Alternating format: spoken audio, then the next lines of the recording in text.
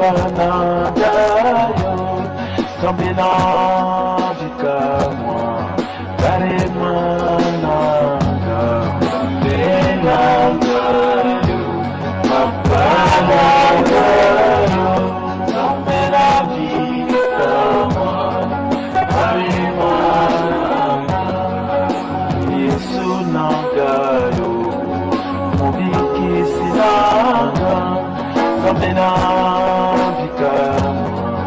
Iglesia na biso, Kambenangayo, Papanangayo, Kambenandikamwa, Iglesia na biso, Yesu Nangayo, Mubikisinanga, Kambenandikamwa, Ibala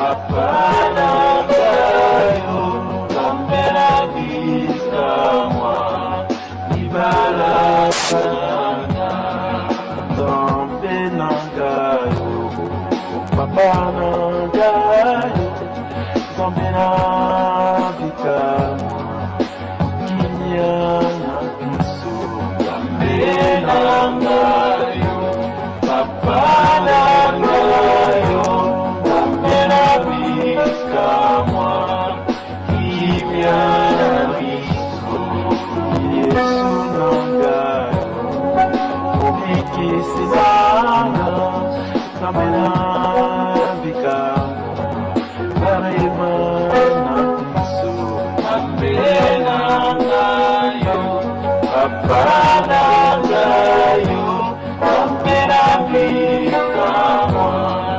Karemananga, Kambenangayo, Papanangayo, Kambenandikamwa, Kinyana biso, Kambenangayo, Papanangayo, Kambenandikamwa, Kinyana biso, Kambenangayo, Papanangayo, Kambenandikamwa, Elikia na biso, Kambenangayo, Papanangayo, Kambenandikamwa, Elikia na biso, Kambenangayo, Papanangayo, Kambenandikamwa, Bolingo nanga, Kambenangayo,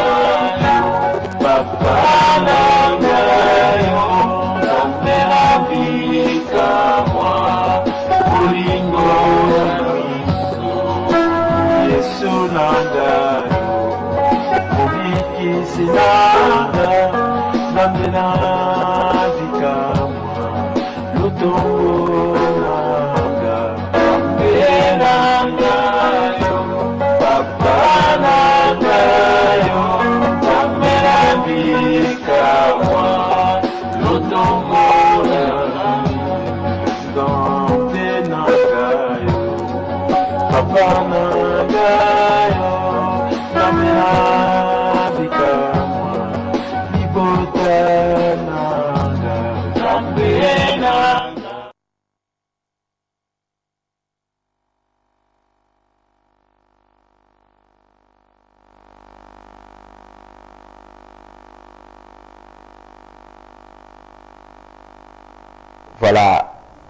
Voilà mes bien-aimés fidèles téléspectateurs préférés de l'émission La Voix Triomphante à la RTVS. Après avoir suivi ces génériques, je crois que c'est ces génériques que vous allez vous habituer à chaque fois que je fais cette émission. Que c'est un générique qui retrace un peu toute le péripétie des événements du ministère Réma Antoine Kapita Mbombe Ministries dans toutes ses actions de phare. Vous venez de vous en rendre en ces premiers dimanches de ce mois de novembre de cette année 2017 qui avait commencé depuis le 1er novembre 2017. Là, nous avons commencé avec Dieu, c'est moi, Alpha. Et voilà, mes bien-aimés, nous avons déjà dit à Dieu merci parce que nous avons terminé ce mois, le 30 novembre 2017, comme Oméga.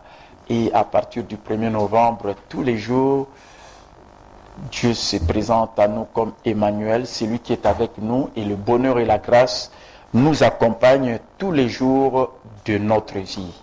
Et le mois de novembre nous a connectés déjà au mois de décembre, le dernier mois de cette année 2017.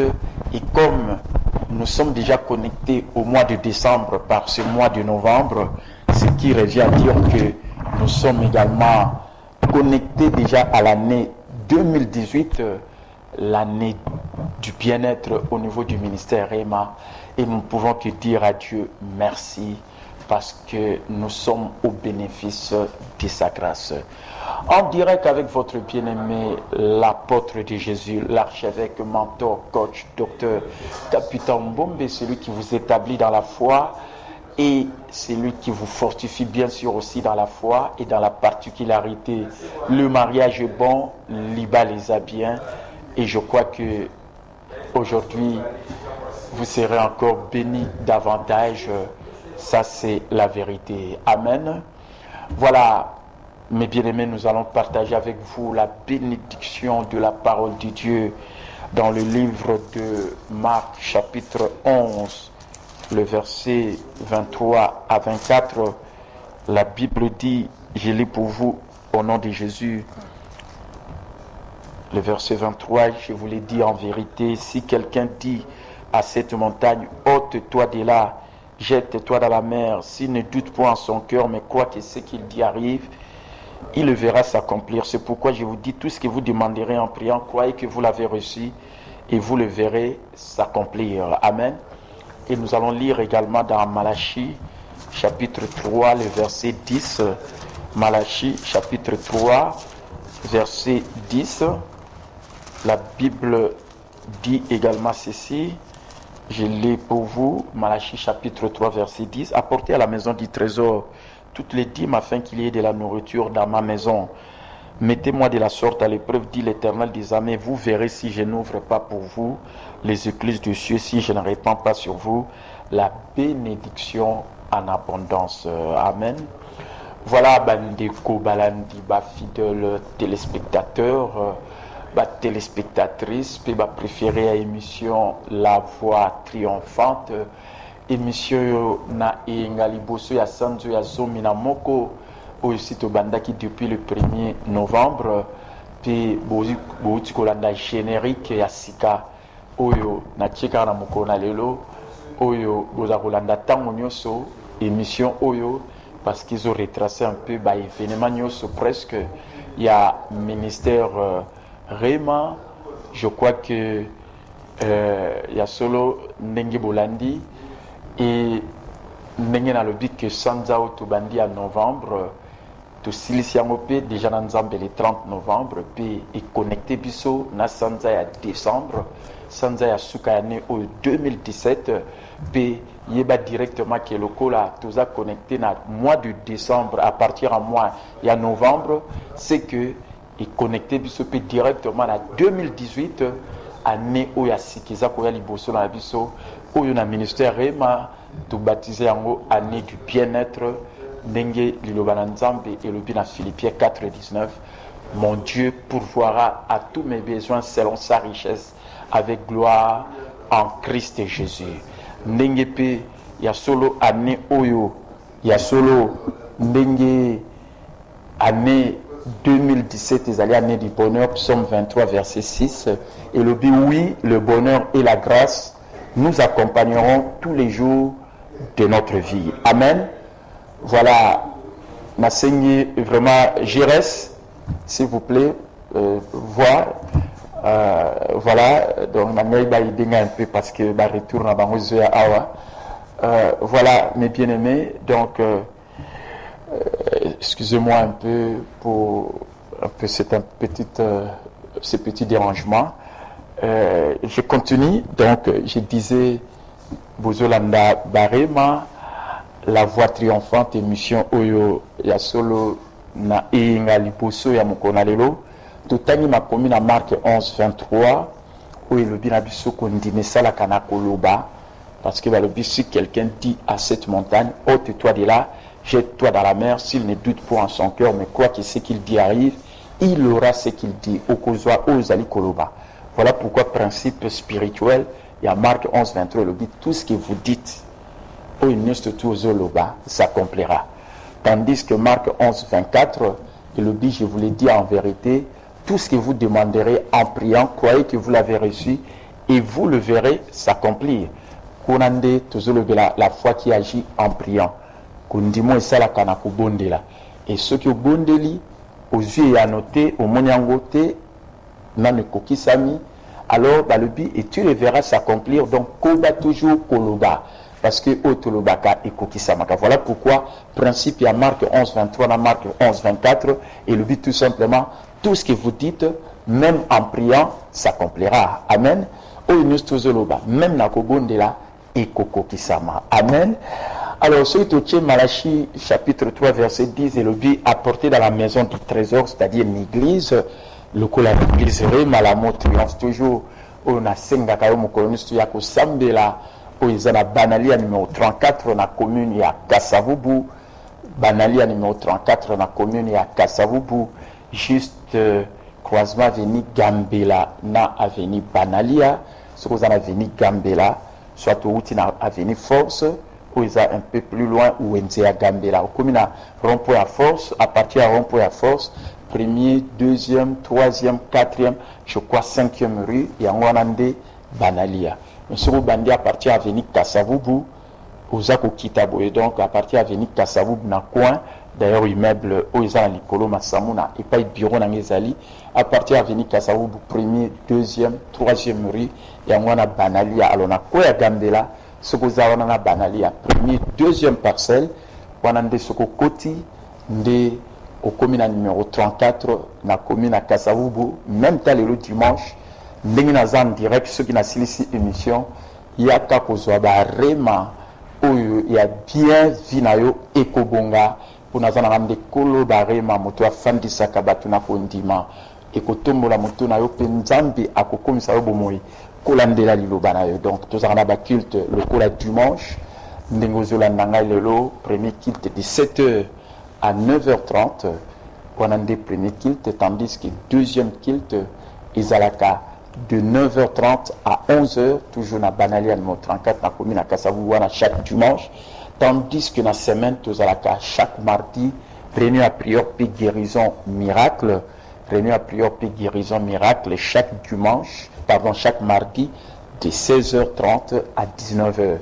Donc, ce qui est 16h30, 17h, 17h15, et pas y mater en Bandaka, parce que, dans mater, on a TAP, ils allaient suivis partout dans le monde, soit na YouTube en direct, soit na Facebook.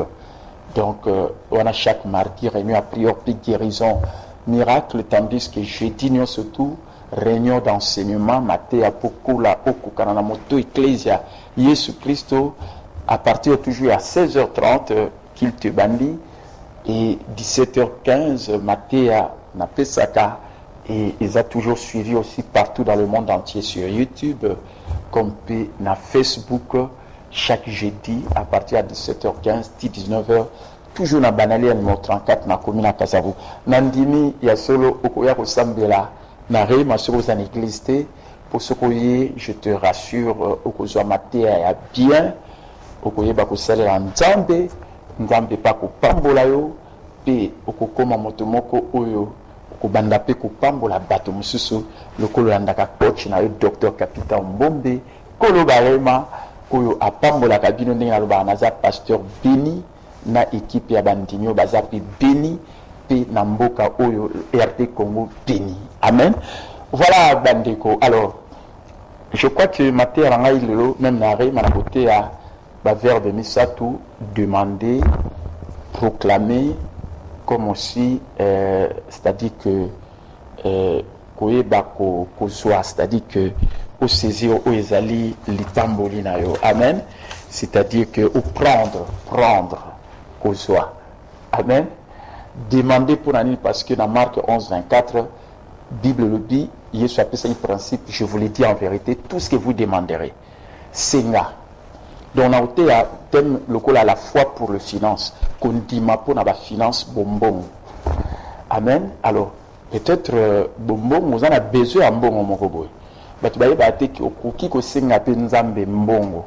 Amen. Ko landela ka ko ndima na yo. Parce que vous en avez besoin bien précis.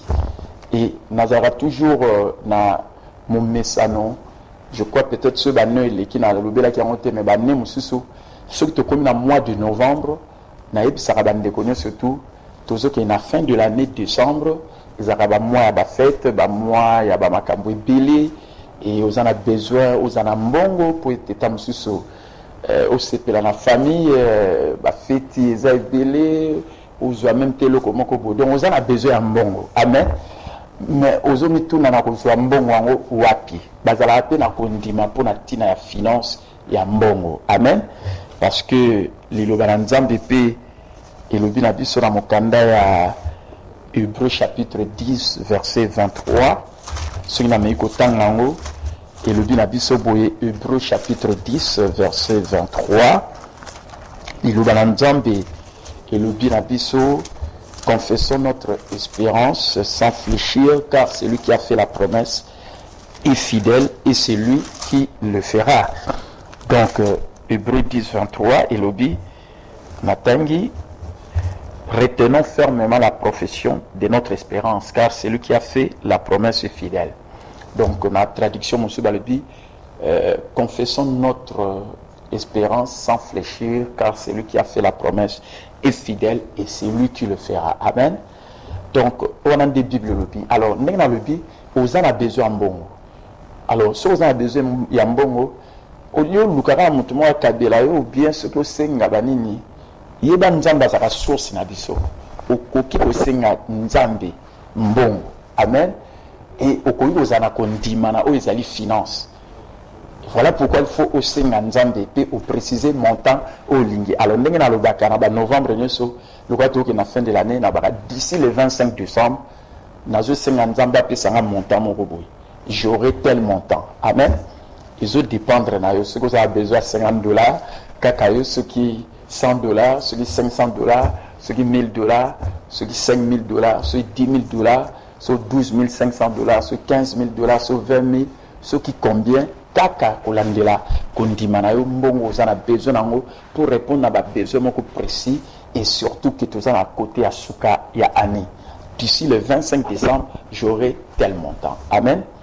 Alors, il faut sengango parce que Bible le dit, je vous le dis en vérité, tout ce que vous demanderez, il faut senga. Na yebi ko senga ba bloque belé pa ina nzambe mais peut-être ya mbongo ndenge na zote ya tamsuna no salangote. Amen. Salela yango onande verbe aliboso demander. Après ceux qui ont singi, il y a mis balé verbe mi balé ils allaient proclamer loba kasiko confesser liloba. Amen. Ndenge Marc 11 23 et le dit si quelqu'un dit à cette montagne ôte-toi de là, jette-toi dans la mer, s'il ne doute point en son cœur mais croit que ce qu'il dit arrive, il aura ce qu'il dit au besoin au loba. Amen. Alors ce que c'est nzambe par exemple nzambe pesangai na fait exemple là na fait exemple on a payé $12,500. Amen. On a payé $1,000. Na le besoin dépendre na kondimana yo. Amen. Alors na joie par exemple nous avons payé $12,500. Amen. Nous avons besoin et là on est aligné na sala na $12,500. Amen. Alors après banda ko confession banda ko lobango banda ko lobaki d'ici le 25 décembre j'aurai $12,500. J'aurai montant au yo aux anaposanango. Amen. Banda kolobango parce que principe ezali ce que vous dites même en priant s'accomplira. O tozoloba même na kobondela ekokokisama. Amen. Donc d'ici le 25 décembre j'aurai tel montant. Amen. Et il y a soukande sikoyo ezali de prendre kozwa. Amen. Donc il faut yeba kozwa sikoyo oyo osengi oyo ozali kotatola et date au succès d'ici le 25 décembre 2017, j'aurai tel montant. Amen. Alors, mon coloto, comme le 25 décembre 2017, qu'est-ce qui va arriver? Alors, à ce moment-là, le Seigneur va le principe où il y a solo Bible, le Bible a mon candidat, il y a 1 Thessaloniciens, je crois, dans le chapitre 5, et le Bible a boyé, na tangi pour nabino na kombo na Yesu Christo. 1 Thessaloniciens chapitre 5, et le Bible a boyé, na verset, où ils allaient verser ce qui te tangi bien, na verset. Oui, tu vas la verset 16, tina 18. Balbi, soyez toujours joyeux, verset 16. Verset 17, priez sans cesse. Amen. Et puis verset 18, rendez grâce en toutes choses, car c'est à votre égard la volonté de Dieu en Jésus-Christ. Amen. Donc, tout le monde dit que Balbi n'a pas prier sans cesse. Donc, prier sans cesse, c'est que n'abandonnez pas la vie de prière, non pas au sambe la rata, on y sur le roi, Tongoti, Botou, à ce sambe là. Mais si vous me salaté aux jambons au pénéni. Non, prier sans cesse, c'est n'abandonnez pas la vie de prière. Amen. Alors, n'abandonnez pas la vie de prière, ils ont précédé, soyez toujours joyeux. Ils ont toujours nessengo. Amen. Le roi Nemozola Nangaboué, Nazan nessengo. Amen. Et puis, il a dit, priez sans cesse, rendez grâce à Dieu. Amen. Voilà pourquoi, Kobandalelo, Zala nessengo. Et tant aux autres là d'ici le 25 décembre, j'aurai tellement de temps parce que Seigneur nous peut aux autres lango et quelqu'un oye bakozwa. Alors, ça va nesengo, le kola po bondeli yango. Alors à ce moment-là, banda ko remercier Nzambe. Mon koloto comme le 25 décembre, au koloba Nzambe merci parce que vous se rendre compte. Mon kolwana mon temps au yo sengaki. Ou soit Nzamba ko peso exactement le sengaki parce que Nzambe mtaza source ou soit en deçà, il y a au Sengaki, nous avons 12 500, nous avons 10 000, nous avons 5 000, nous avons comme pour un montant, au-delà, il y a 12 500, 15 000, 20 000, ainsi de suite. Amen. Alors, mon Korana, au courant de l'action de grâce, c'est pas une Nzambe, merci, na oya apesio, ce qui est exactement au suit, au Sengaki, au Bandai Koloba, gloire à Dieu. Ce qui est appelé merci. Ce que vous appelez la même chose. Amen. Voilà un peu, Bandeko, la foi pour les finances qu'on dit ma pour la finance. Parce que la Bible a dit d'ailleurs, confession plutôt. Je tiens ferme dans ma déclaration de foi, car celui qui a fait la promesse, c'est Dieu, il est fidèle, et c'est lui qui le fera. Amen. Amen. Ça, c'est la vérité. Donc, il faut que nous avons une source dans la ce qui est le comme si nzela bato baza na banko ba canon banzela mais baza sourcité. Amen.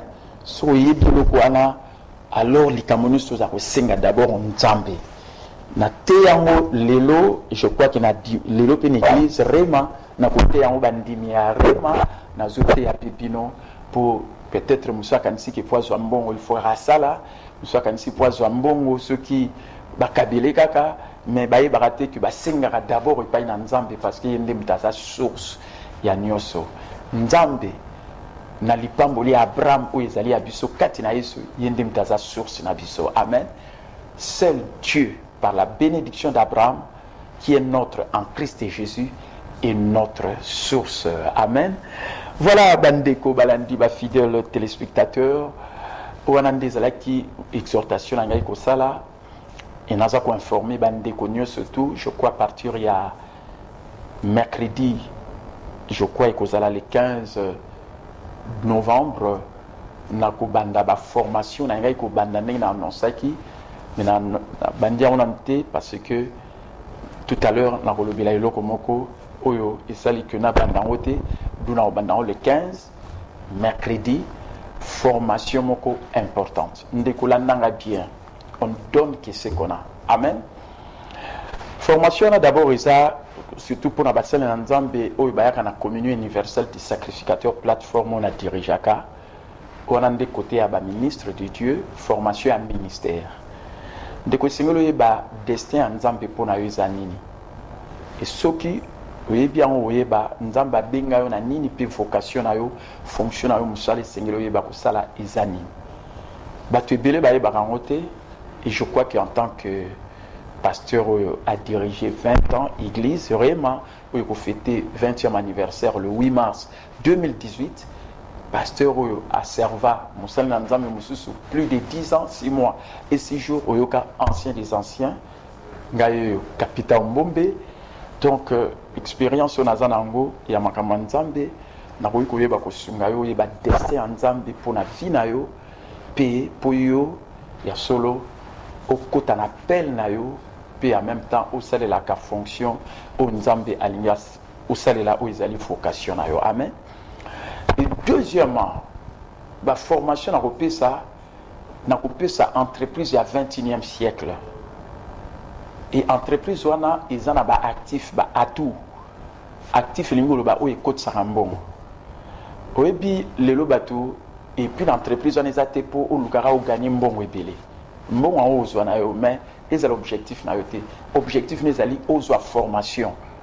Parce que l'entreprise à 21e siècle, entreprise à 21e siècle, ils allaient l'entreprise caractéristique dans une formation et le coup les en a atout, actif en 1. Au coup soit l'éducation financière, ils permettent de gagner un bon, de battre un prédateur, de gérer un outil de gestion, comptabilité, budget, de comme ça, de se servir dans l'information financière ou acquérir intelligence financière. Amen.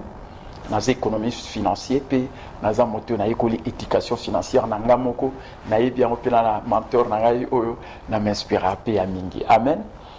Et deuxième atout dans les développement personnel, croissance personnelle.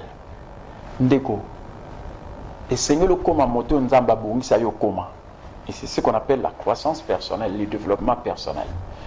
Amen. Donc c'est tout un actif. Il faut soit formation. Troisièmement, le leadership. Leadership, on l'a monté pas à Zali na point A mais na point B, puis au comme sommes meilleurs, so comme meilleur, au comme ça peut bam sous meilleur parce qu'on a influencé Bajina Bango. Amen. Troisième actif. Quatrième actif, le travail en équipe parce qu'il faut un cercle et un bateau où c'est le travail na Bango basé na même valeur, même vision que yo ou bazo défendre. Par exemple, na Rema, ba valeur à Rema, il bandit d'abord na bolingo. Et après, il a dit croissance personnelle et puis respect. Les trois premières valeurs et arrêtement. Amen. Donc, il faut une équipe et un bateau pour défendre même valeur. Travail en équipe. Quatrième actif. Cinquième actif, c'est ça. Nous bâtir réseau parce que réseau on a des entreprises. Amen. Et après, nous multiplier en haut. Et on a rêve. Tant que nous avons un rêve comme un millionnaire, milliardaire. Rêve et donc voilà ma formation on a koyeba ça na vie qui réussir en d'autres termes ko former moto à réussir parce que réussite les alliés oyeba but ya nzambo ya chao na mokili au croître au libérer potentiellement au maximum pour aider bateau. Amen. Donc bandeko ceux qui n'ont pas pasteur capital dans la grâce à former bateau et la formation gratuité. Amen. Oui, puis on a les 40 directs, on a ça, sacrifice. Oui, il n'y a pas de succès sans sacrifice. Succès, mon côté, ça sans sacrifice.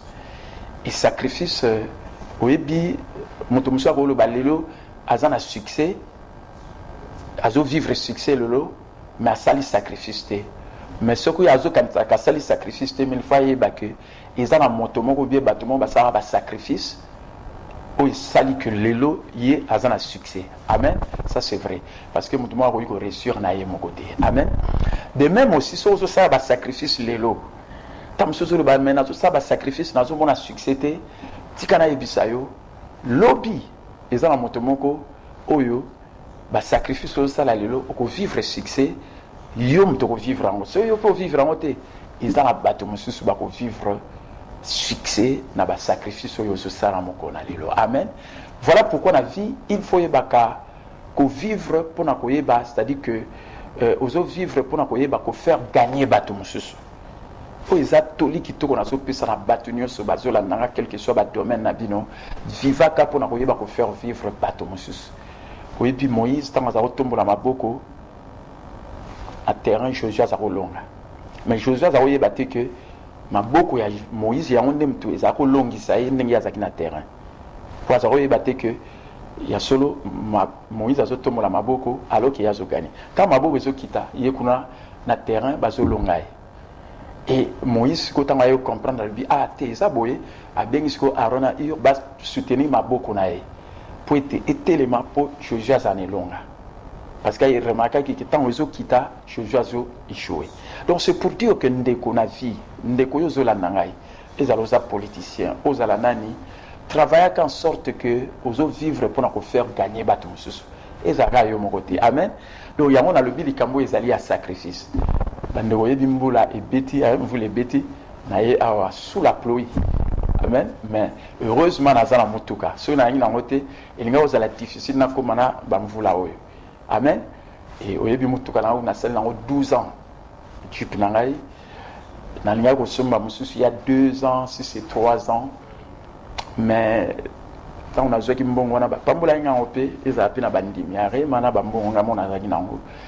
Maintenant on a l'église na bino na zo mbongo oli na soma mutuka ba rénover qui église amen. Mais si ko le na zo lo bana bandimi are ma à l'occasion 20 ans are ma bo sombe la pasteur na bino mutuka amen. À cause il y a 20 ans parce que leadership ezaka pe ka sacrifice pe na ba responsabilité leadership ezapé ba privilège pe na ba bénédiction amen. Ezaka tozo sa ba sacrifice il faut pe ba privilège na ba bénédiction lokola bino bolanda ngai bo pambola makamingi na lobaka est-ce que bato balandaka bango pe nzamba simitema na bango te onction c'est communique sur la simitema yo pour le pasteur capitaine na pambola na loko boye parce que ozo pe a mingi amen. Ça c'est la vérité. Donc voilà un peu le ngai ko yeba kolobela na mokolo oizali ya lelo donc ba formation nezo banda les 15 novembre 2017 na 10h na banali numéro 34 na commune Kasavu ndeko nazo yebso naza na grâce ya ko former batu yango yoka la banaza coach na senaka batu ba yeba ko prospérer puis ba vivre ba rêve ya ba vie na bango peut-être rêve ba millionnaire. Alors na ina apprendre yo côté à ministère na ko apprendre yo ndenge nini okoki kokota na appel na yo okoki ko exercer fonction nzamba bongisela yo c'est-à-dire au saleli destin ou ya nzambe pour na fina yo amen.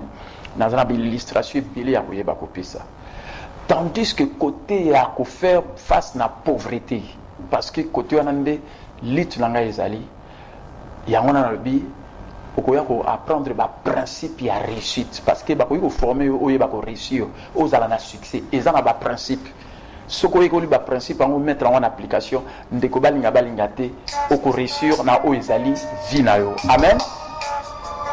Je crois que nazo continuer no bien que nazo appel ya ndeko soka za direct mais na repesa bino tango parce que na élément monsieur repesa mais nazo quand même appel ya ndeko allo allô oui.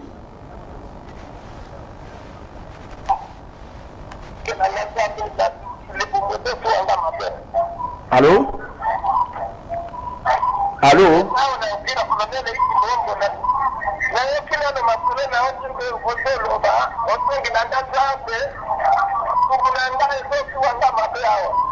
Libumwezo soyo.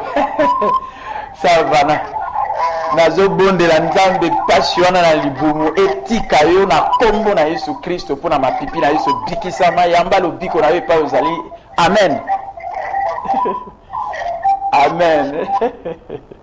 Voilà, je kalibumu zo soye ya wanga pe na telemeli passe na libumu na yo pona mapipi na Yesu bikisama ko mema passiona na libumu na yo te yamba lo biko ndenge Bible lo bi. Il envoya sa parole et sa parole les guérit. Amen. Donc voilà un peu bandeko nazo invité oya kozwa formation et ndenge nyo ozana succès oko réussir et puis ndenge nyo koyeba kozala muto okoki ko prospérer ko s'enrichir ezana ba principe oyo ba yekola kasoko yekoli ba lakisi oyo pour lakisa batu mususu et puis ba succès et koyeba kozala amen. Amen.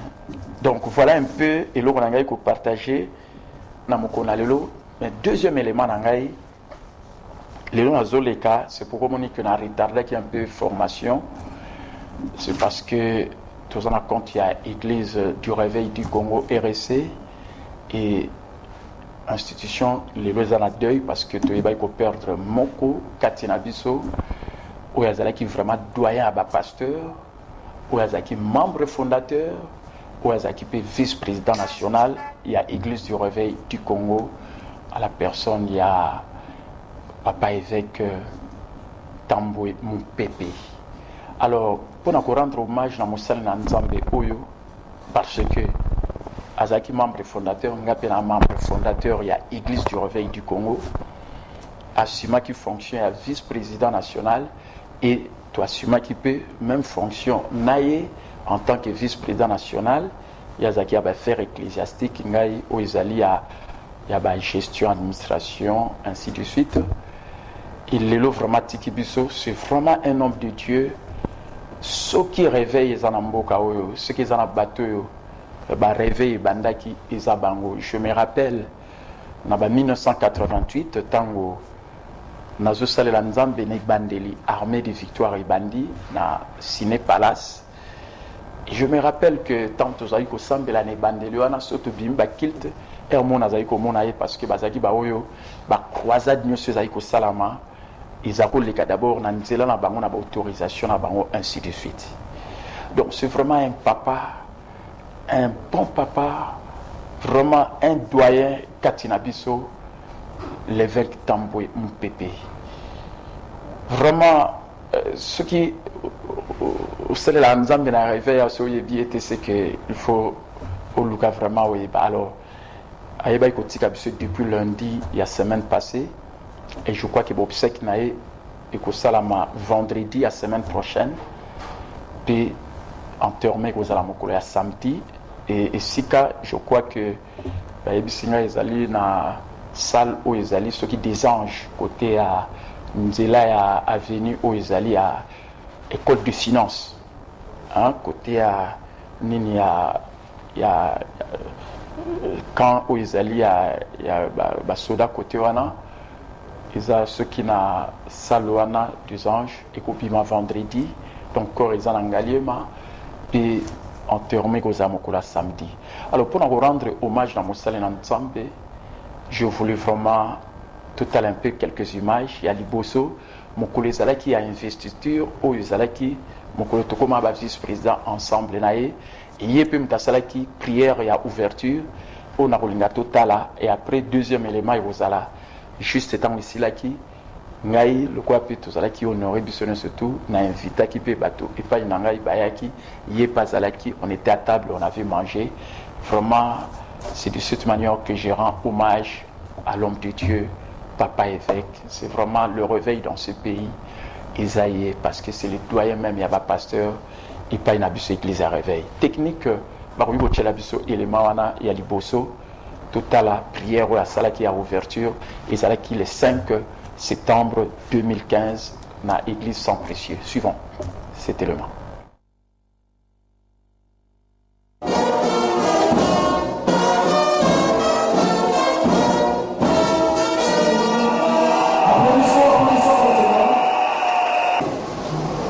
Nous te rendons nos actions de grâce. Nous te disons merci Père pour ta présence inouïe. Nous recommandons cette cérémonie d'investiture entre le Saint-Germain.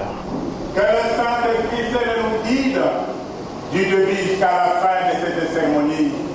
Que ta grâce repose sur chacune et chacun de nous.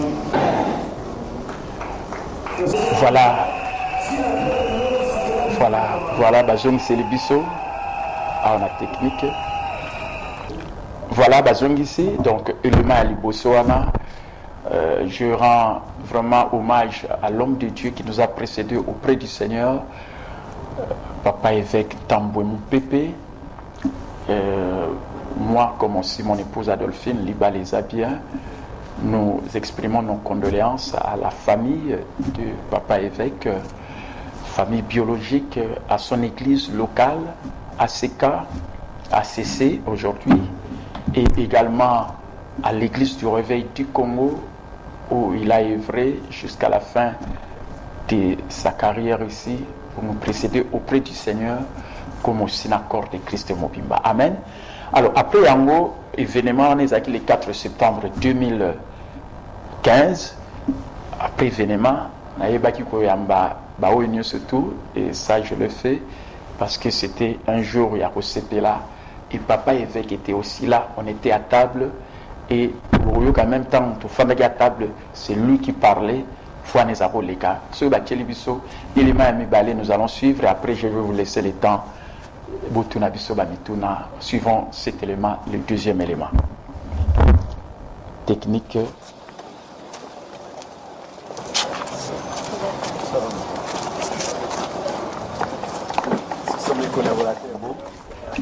C'est mon épouse qui l'a reçu juste à la porte, chérie Adolphine, ma collaborateur Yarema et moi-même également.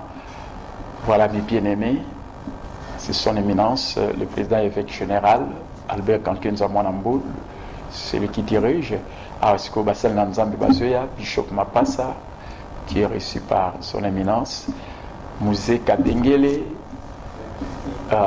voilà le président du conseil des sages Jean Bosco Kindomba, et voilà mes bien-aimés, c'était ça un peu, je fais ça pour la ensemble. Voilà l'évêque Ntamboué, juste à Zan à côté Oyo, Azolia, Mangambo Oyo.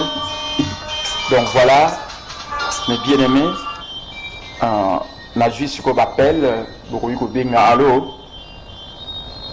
Voilà, le numéro d'Abisso. Allô? Donc voilà, là c'était à la maison. Et papa évêque était là. On mangeait ensemble. Il nous a précédés. Il est allé auprès du Seigneur. Voilà, c'était ma façon de rendre les derniers hommages. Et pas il y a seulement membre fondateur, vice-président national de l'Église du Réveil du Congo, le doyen du pasteur, papa évêque Ntamboué Moupépé. Voilà Bandeko Balandi, fidèle téléspectateur. Et là c'était la fête, comment on a reçu les autres chez nous. Et c'était vraiment cela. Que notre Seigneur soit loué, soit magnifié. Et je crois que papa évêque Naroyuko Boussa a été.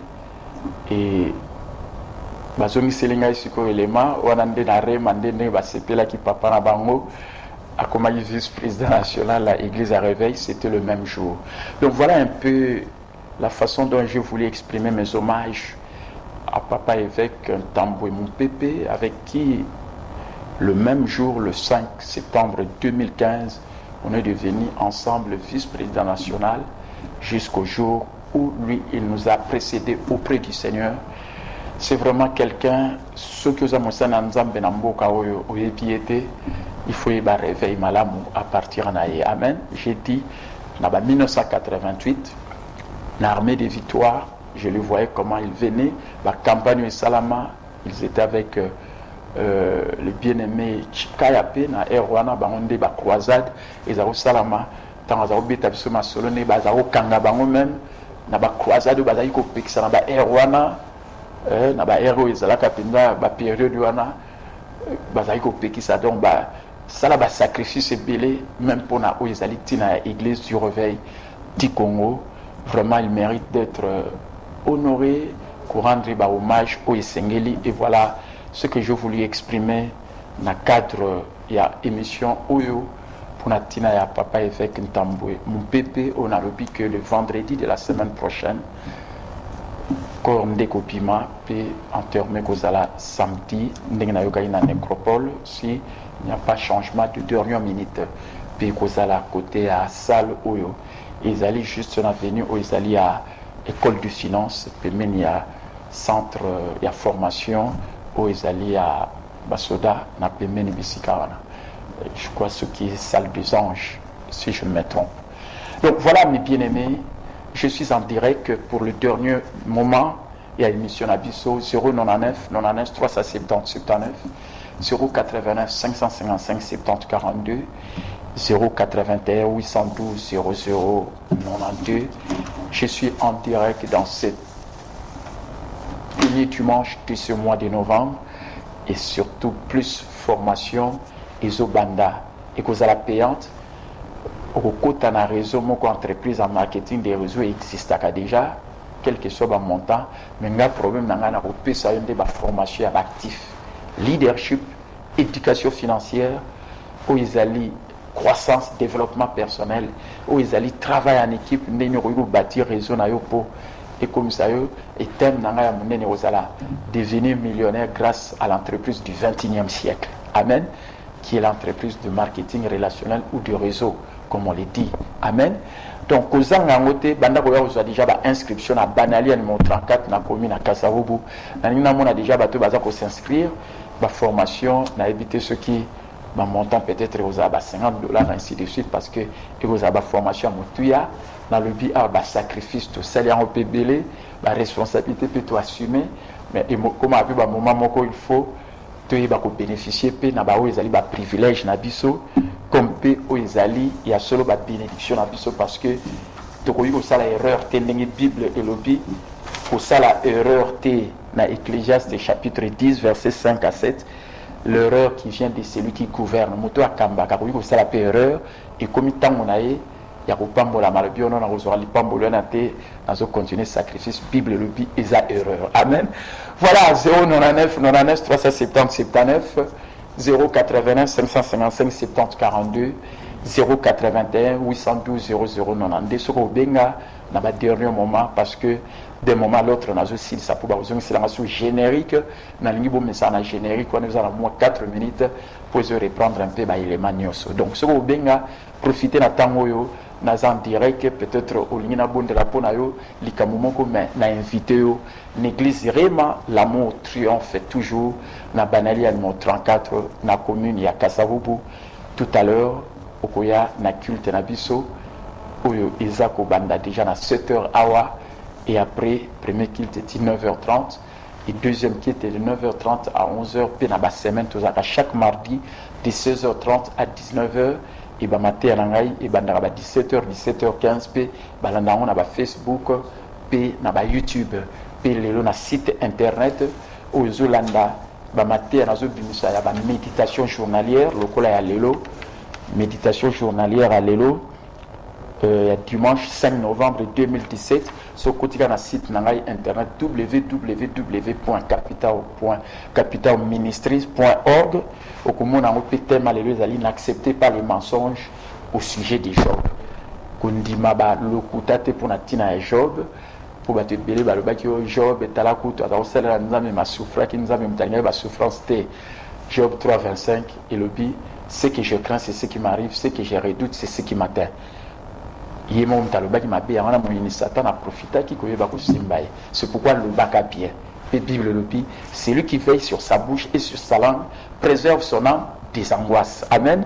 Voilà, nandimi que même tabamvu les bêtis, au quoi vous en avez benga pour ngai malgré wana na longwaki na ena bamvula heureusement na zana mutuka. C'est pourquoi ceux qui au pamboli pasteur capitaine ah pasteur, tu as fait avec ta jupe 12 ans et tu l'as toujours. Alors à ce moment-là, au Pambola, tellement que Zupe bataille belé chaque mois, chaque semaine, à ce moment ma fouta pour batchaka toujours bani ou melimingi. Je crois que bandimerema, ils vont bénir leur pasteur et pourquoi pas ceux qui ont bénéficié de ce ministère et surtout dans la particularité liba les a bien montona chérina et amen. Voilà mes bien-aimés, nous tendons vraiment la fin de notre émission. C'est comme que l'enseignant générique pour vraiment la commune Kota Souka. À mon local les batel nabino peut-être bolali ba pongi pour na mvula pour que ça réseauter à mvula même na rema ceux qui même temps vous les bêtis qu'il n'a pas normal pour déjà l'endémique et c'est sili bien que tu as arrêté il y a 30 minutes ou bien 1 heure mais je ne pense pas parce que s'il est dans un moment normal alors qu'il n'a pas au banda 7h30 pour été tout banda maintenant je dois quand même appel oyo pour n'avoir pas aussi sa émission na biso allô. Oui.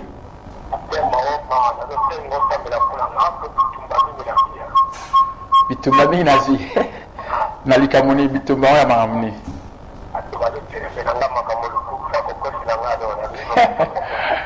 Ça va, nous avons bien kubunda pona yo, alobi ya solo c'est pas toi qui combat mais c'est lui qui combat pour toi. Yem tazo bunda pona yo, mais une chose est certaine et longue c'est pas na yo. Ndima ya on a combat na yo. Amen. Amen. Bible le dit, les problèmes, les effraits, les difficultés nous arrivent, mais l'Éternel nous en délivre toujours. Voilà de quoi sengi bitumba mingi, bitumba zalana toujours mais tika bitumba ngo pa ina nzamba bunda pona yo, mais une chose est certaine, elonga eza pona yo, pona ndeko nanga bengi na tango oyo. Tika elonga ba bundisa yo, mais nzambe akolongisa mokolo nyonso. Na juste so appel yo, vraiment bobenga à côté à suka tana silisa. Allô? Allô? Oh là là, à mon équipe, benga les sous benga ba dernier moment, vraiment le dernier appel sur bengi parce que ba tchela nga générique faut les camions so oya benga ki na 081 812 0092 ou bien na 081 555 70 42 comme aussi na 099 99 370 79. Je crois que nazobonde la poète kimia ezala na motema ya moko na moko, kimia ezala na mboka na biso ya RD Congo sur tous les territoires, tika ete nzambe ayeba ko agir na ba nyonso tu bazali lever en dignité pour te mener toujours une vie paisible, tranquille, en toute piété, honnêteté, parce que cela est bon et agréable de la part de Dieu. Que nous menions une vie paisible, tranquille, en toute piété, cela est bon et agréable. Tout le monde est élevé en dignité, cela est bon et agréable pour que tout continue côté assemblage en toute liberté et kimia yangondem telekimioso et surtout na sanza oyo mikolo yo tout ça qu'on a besoin ya kimia maintenir surtout travailler ou faire vivre pour être ou faire gagner Batumusus, non pas ou faire perdre Batumusus. Là je appelle allô. Allô, Bonjour. bonjour.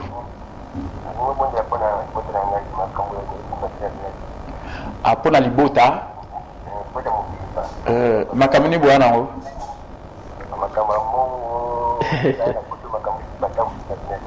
Ok, vraiment nzamba kokisa. Nzamba kokisa oyo eza posa mitema na bino. Et puis ndenge na lobi pe banda koloba mbongo za besoin na senga pe nzambe.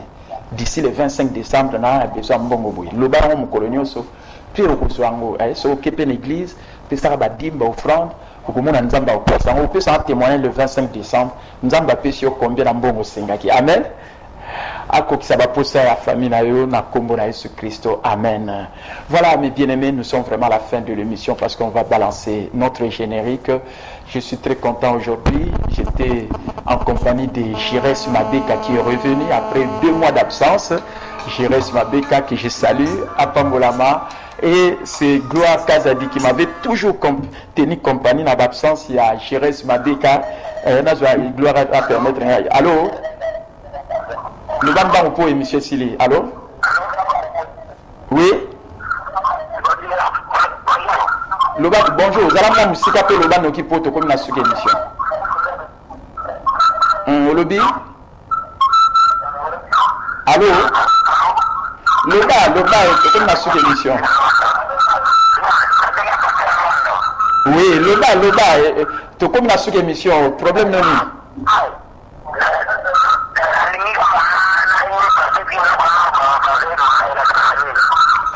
Barema il y a la vérité révélée, hein, ils en a grec, hein, il y a la vérité révélée. Donc ce bâté le balanzambe au monde le qu'on bâté est concerné ce qu'ils a rema pour nous. Donc vérité révélée. Amen. Il y a un des rema. Donc les alikamoko est concerné dans la situation particulière, puis dans un moment particulier. Amen. Voilà. Otika la madame Nzamba Pambola Bino. Kimia ezalana binonyo surtout penamboka na bisonyo sur ya RD Congo et panyo Tubozali Nzamba Pambola. Vraiment je rends aussi le dernier hommage à papa évêque Tambo Mpépé. Que Dieu vous bénisse et qu'il vous rende la vie selon sa parole. C'était là avec docteur Capitaine. Shalom. Merci.